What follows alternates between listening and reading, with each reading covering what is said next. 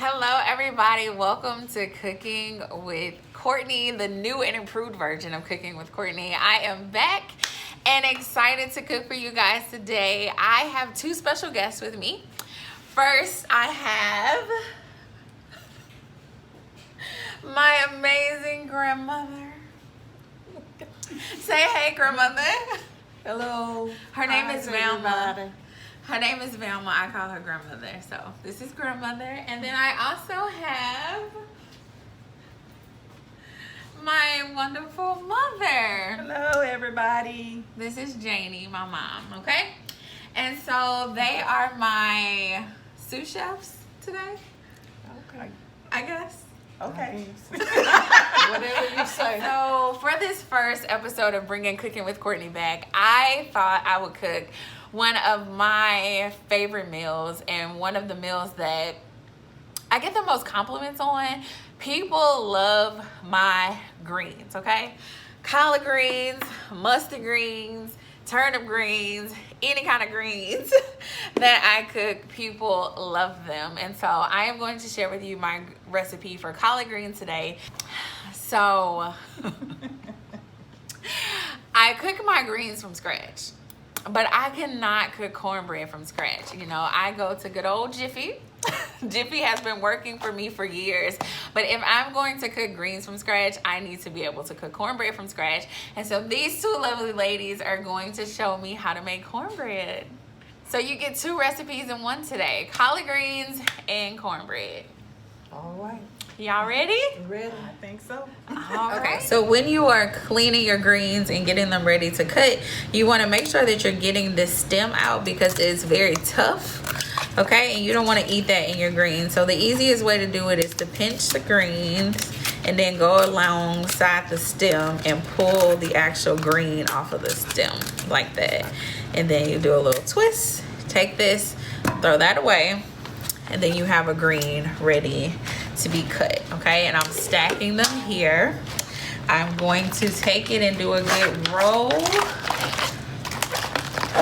a tight roll here, and then we're gonna cut it into little strips. Okay, so I'm gonna start at the bottom and work my way up, and I would say this is probably like 2 centimeters in width. Okay, so look at that, not too wide. This is what your greens should look like once you have them cut nice like this. Hey, grandmother. I say I'm glad you have a nice pot to cook your greens in. So let me tell y'all, so this is my grandmother's beautiful Magnolite pot. I've had it for about 2 months now and haven't gave it back. It's probably been longer than 2 months. So if y'all want to donate to the channel, go ahead and buy your girl some Magnolites and mail them to me. Okay, so right here you are looking at the base to my collard greens, okay? I added to a pot a thin layer of vegetable oil. Once that vegetable oil got hot, I added sliced salted pork meat, okay? You can get that from any local grocery store, and make sure that you get the sliced pork meat because it can be kind of challenging to cut it up if you buy it in the bulk piece, okay? So I added that to the vegetable oil. Once it was hot, I let that salted pork get brown on both sides. And then once it was browned on both sides, I added seasoned blend. A lot of people only use onions in their greens. I personally believe seasoned blend adds more flavor, okay? I have cooked it with onions and I have cooked it with seasoned blend, and the seasoned blend greens taste better to me, okay? This is my recipe. If you don't want to use seasoned blend, don't use seasoned blend, but I'm telling you it adds more flavor. So this is my base. I have my pigtails over here boiling. They've been boiling for about an hour now because we want to get those tender before we put them inside of the greens, okay? Mom and grandmother. She's cutting up some of the saw meat to make it seem like it's more pieces. So that's what she's doing. Alright, so when it starts to look like this, I take like a spatula and I go in and try to get that You see that browning down in there? That's flavor, y'all. So I try to scrape a little of that up before I add my chicken broth. We want all that flavor in the greens, okay? Scraping. See, look at that. That's flavor. So then I'm gonna add some chicken broth, okay? Add some chicken broth. I don't know how much I'm adding, because I do not measure, because you have to cook from your soul, okay, guys? Learn how to cook from the soul. But this is a whole family size thing, the chicken broth that I'm putting in here, all right? Which is 48 ounces, okay? From Walmart, all right? Don't get the low sodium kind because we're not adding salt to the greens at all, okay? There's no need to put salt in your food, y'all. I'm telling you.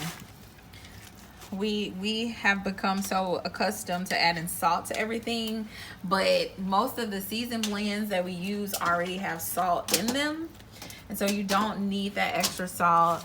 The chicken broth has salt, and so you're getting your salt without adding too much, okay? My stove is on 8, so it's still on pretty high heat. So we're gonna just leave those there. We're going to put the top on it, and then we'll come back. Here we go. So we're gonna preheat the oven to 400, and we're gonna go and start mixing our cornbread. So here we go with this cornbread recipe. Mama, take it away. Okay, first we're gonna start off with 2 cups of cornmeal that we have here. We're gonna mix in our... First, hold on, I have a question. Why is the cornmeal white? Because you purchased white cornmeal instead of yellow cornmeal. There's a difference? Yes, there is. They have white cornmeal and they have a yellow. And the one you purchased was a white. The cornbread on the box is yellow. That's after it's cooked. So this cornbread gonna be yellow? It's gonna be that. It's gonna have a tan looking color to it. Dang, I didn't know that. So y'all make sure y'all get yellow cornmeal if you want yellow cornbread. I thought all cornbread was yellow. Cornmeal was yellow. Oh, okay. No. So we have 2 cups of cornmeal here. We're gonna add in 2 cups of flour. What kind of flour? This is all-purpose flour. Okay. This is all-purpose flour. We're gonna kind of mix it together a little bit. You want to whisk it? No. Oh. We're gonna use the whisk with the wet ingredients. Okay. And then here.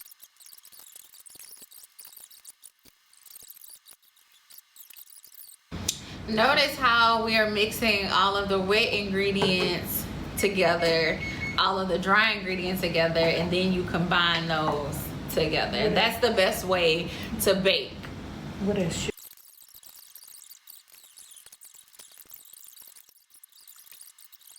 it has preheated. All right. Okay. So I'm gonna do that. Go ahead and put that in the oven. Let it get hot. All right. Okay, and while Mama's gonna slowly pour the wet ingredients into the dry, and I'm going to mix it as she pours. I feel like you need to be whisking this. I'm gonna let her do it her way, but if I was making this, I would use a whisk.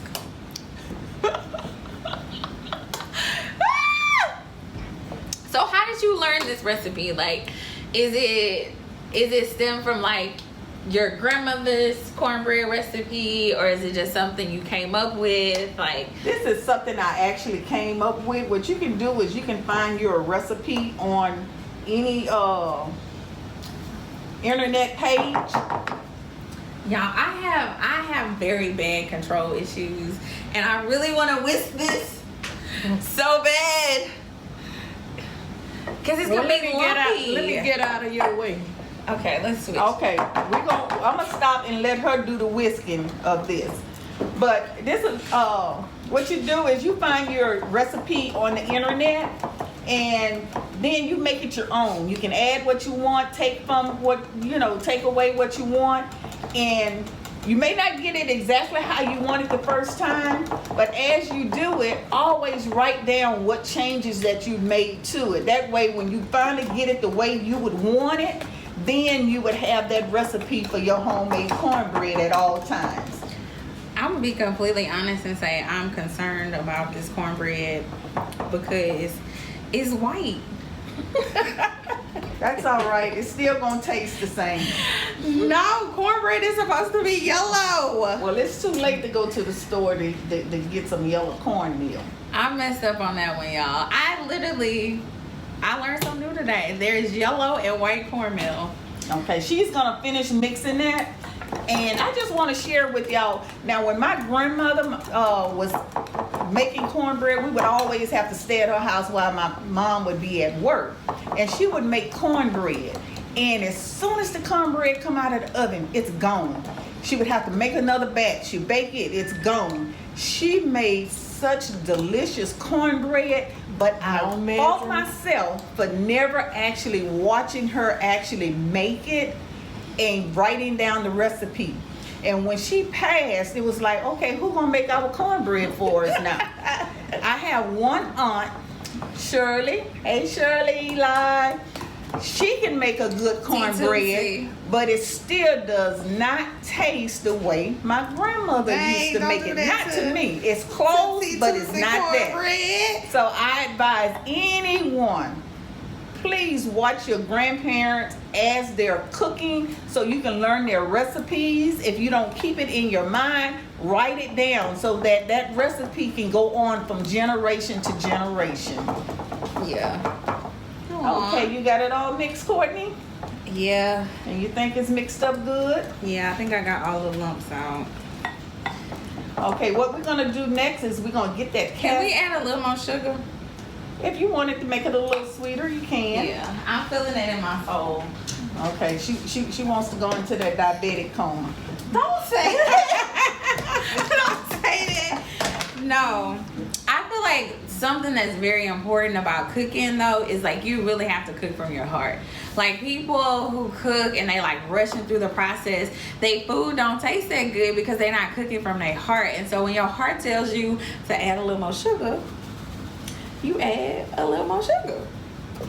And that's how you have like good taste. And that's soul food to me. Is it? What y'all think? They both looking at me like I'm crazy. Now,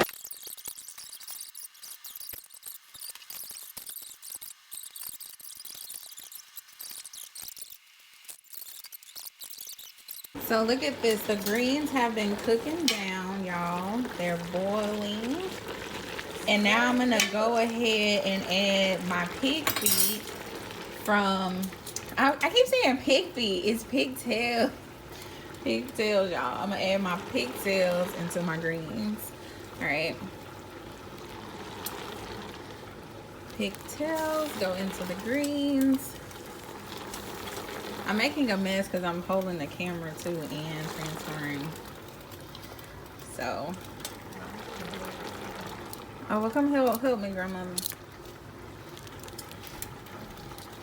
Grandmother gonna take the camera, okay?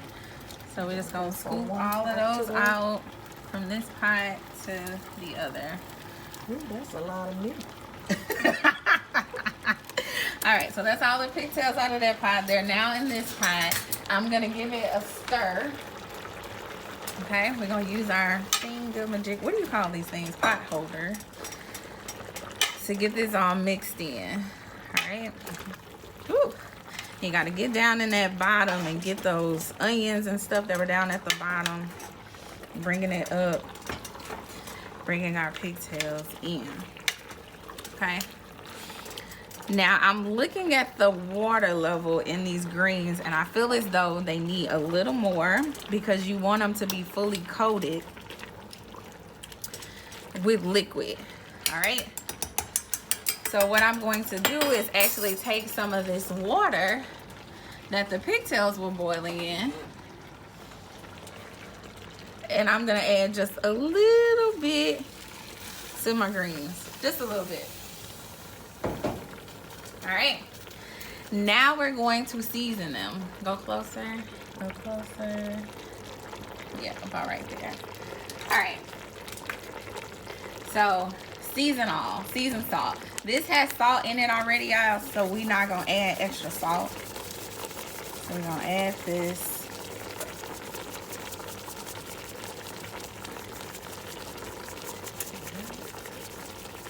When you gonna stop? When we got enough flavor, okay? I cook by my soul, y'all. I cook by the soul. We got some onion powder. We got garlic powder. We're gonna put a little cayenne pepper. A little fresh black pepper.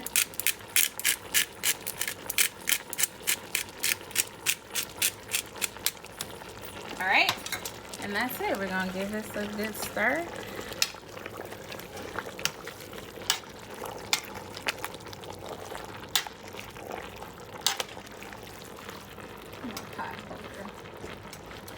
And then we're gonna just let these cook down. I'm gonna come in and I'm gonna taste the liquid that's on it to make sure the flavor is right, the spice level is right.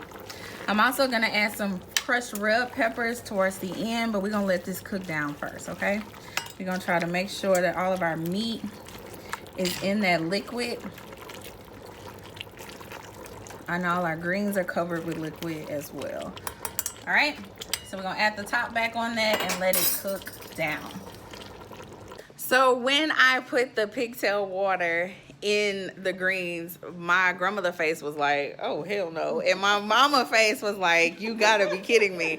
So why don't y'all put the pigtail water in the greens? Because it's more, you're adding more grease to your greens. But that's And the you flavor.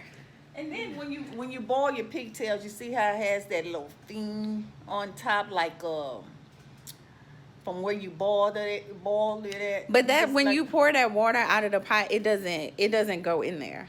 But if I would have did that, then I would have had a strainer and I would have poured the water through a strainer to make sure I didn't get any of that. Do you clean your pigtails before you put them in the water? Yes, I do. But when you boil it, it still has that. But you have to understand that the same thing that comes out of it when you boiling it in the water by itself is gonna come out of it into the greens too, because it's still But you done got the boiling. majority of it out. I still would have drained the water. I would have strained the water before I put it in there if I wasn't gonna use it. That's just me. Everybody cooks differently. Everybody cooks different. This And is we Cooking with proved it. Courtney. We proved it today. That's for sure. Because I've been eating the greens and I thought they were finger looking good, but I didn't never know all of that was going in them when she cooked them. So now you're not gonna eat my greens No, because I'm going to eat them. she gonna eat them. But now that she knows, she's like, oh, all this grease. I'm gonna continue to eat them too. Okay. But everybody cooks differently. All right. We'll be back in a sec.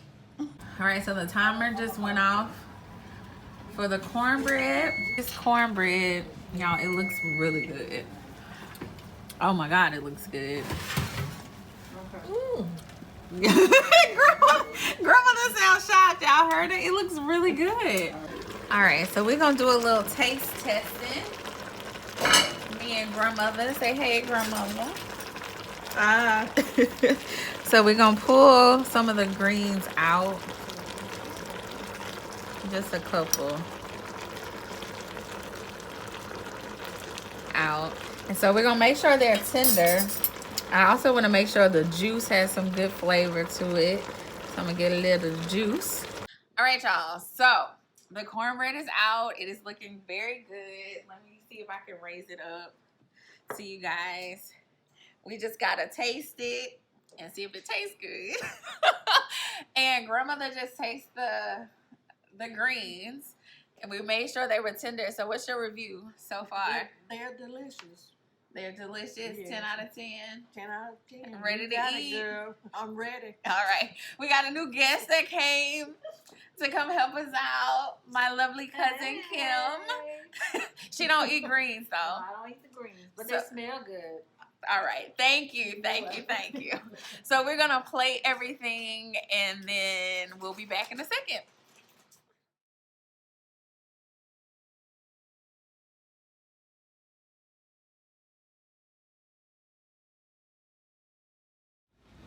All right. So here is the moment of truth. Cooking with Courtney. Let's see. We got our greens. Oh, it's hot.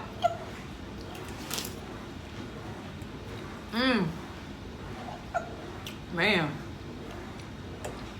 I'm green's good. Let me see about this cornbread.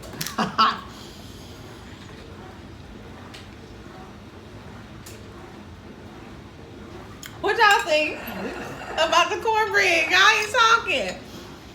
I like it. What you think, grandmother? No, Huh? it's good. She said, don't ask me. And then she gonna say it's good. So, let me give my honest critique. It kind of tastes cakey. It don't taste like cornbread to me. It tastes more like cake. All right now. What you think? Mm-hmm. Yeah, grandmother think the same thing. So, I feel like it need a stronger cornmeal taste. Is that because I got the white cornmeal and not the I yellow? don't think it has nothing to do with the white or the yellow. Cornmeal. So, what do you think it has to do I with? think it was Ingredients. because of the self-rising cornmeal. They don't make no cornmeal that's not self-rising? I think so. So next time, don't get self-rising cornmeal, or maybe use less flour and more cornmeal. Mm-hmm. That's what I think. So we gonna retry the cornbread recipe. I like the texture of this, but it just remind me of cake and not cornbread. And what about my greens though? They are delicious. Say it louder for the people. Oh, Come in the camera, say it louder for the people. What you say? they are delicious. delicious. Okay. You got some hot sauce? Oh, Woo. So we're gonna finish tearing up our plate, y'all. Thank you for joining Cooking with Courtney. Stay tuned. Maybe Kim will come back and cook with me for next time. How about that? how about it? All right, bye y'all.